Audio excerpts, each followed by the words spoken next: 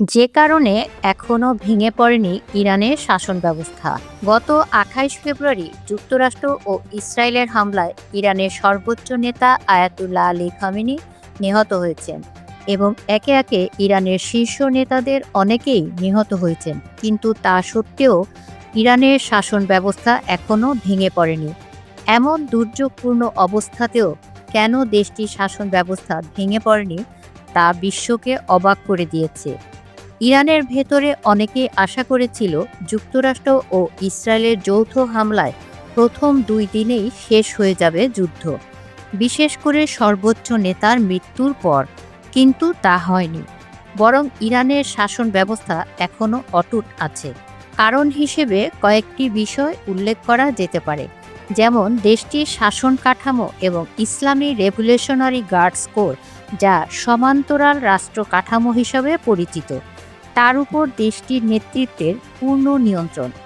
সেই সাথে ২৮ তারিখে ইরানে হামলা শুরুর আগে দেশটিতে চলা সরকার বিরোধী বিক্ষোভ নিয়ন্ত্রণ করতে পেরেছে তেহরান। ইরানের রাষ্ট্র পরিচালনা পদ্ধতি অত্যন্ত জটিল। যদিও সর্বোচ্চ নেতা এখানে সর্বোচ্চ ক্ষমতার অধিকারী, তবে এর পাশাপাশি একটি সমান্তরাল রাষ্ট্র কাঠামো বিদ্যমান। সেটি হলো Islamic revolutionary guards core, IRGC. চলমান এ যুদ্ধ এবং গত বছরের ১২ দিনে ইরানের সাথে যুক্তরাষ্ট্র ও ইসরায়েলের সংঘাতের সময় আইআরজিসির বেশ কয়েকজন কমান্ডার নিহত হয়েছেন। কিন্তু আইআরজিসি বারবারই বলে আসছে যে তাদের কেউ নিহত হলে সেই পদে স্থলাভিষিক্ত হওয়ার জন্যে অন্য আর একজন সবসময় প্রস্তুত থাকেন। আইআরজিসি আধা সামরিক বাহিনী বাসিসকে নিয়ন্ত্রণ করে, যা প্রায় ১০ লক্ষ সদস্যের একটি স্বেচ্ছাসেবী মিলিশিয়া বাহিনী।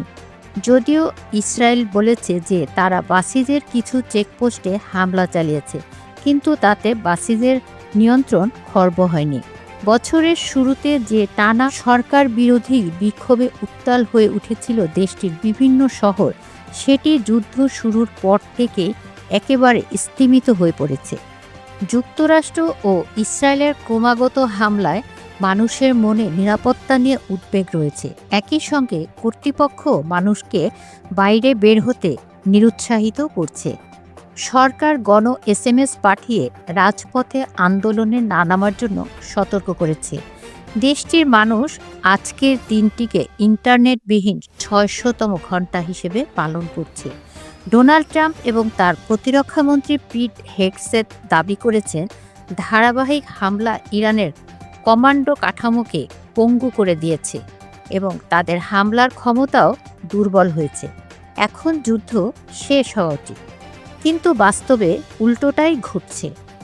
বিশ্লেষকরা বলছেন উত্তেজনা বৃদ্ধি দ্রুততম হয়েছে এবং তীব্রতর হয়েছে, সেই সাথে কমেছে যুদ্ধ শেষ করে বেরিয়ে আসার স্পষ্ট উপায়।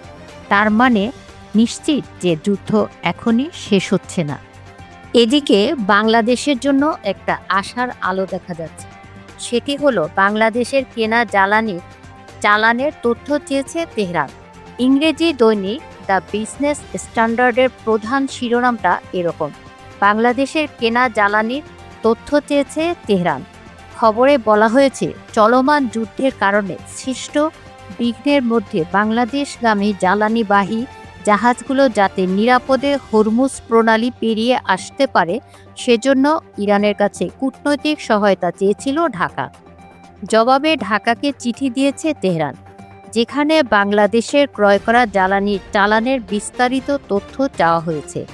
চিঠি পাওয়ার পর বাংলাদেশের জ্বালানি বিভাগ বুধবার ইরানের পররাষ্ট্র মন্ত্রণালয়কে বাংলাদেশগামী ৬টি জাহাজের একটি তালিকা ও বিস্তারিত তথ্য দিয়েছে, যেখানে ৫ লক্ষ টন তরলীকৃত প্রাকৃতিক গ্যাস বা এলএনজি এবং প্রায় ৭৯,০০০ টন অপরিশোধিত তেল বহনকারী ৬টি জাহাজের বিস্তারিত দেওয়া হয়েছে।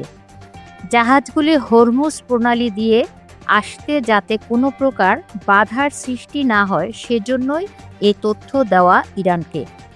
তথ্যের মধ্যে রয়েছে জ্বালানি লোডিং এর তারিখ, কার্গো ধারণ ক্ষমতা, উৎস ও লোডিং বন্দর, IMO শনাক্তকরণ নম্বর।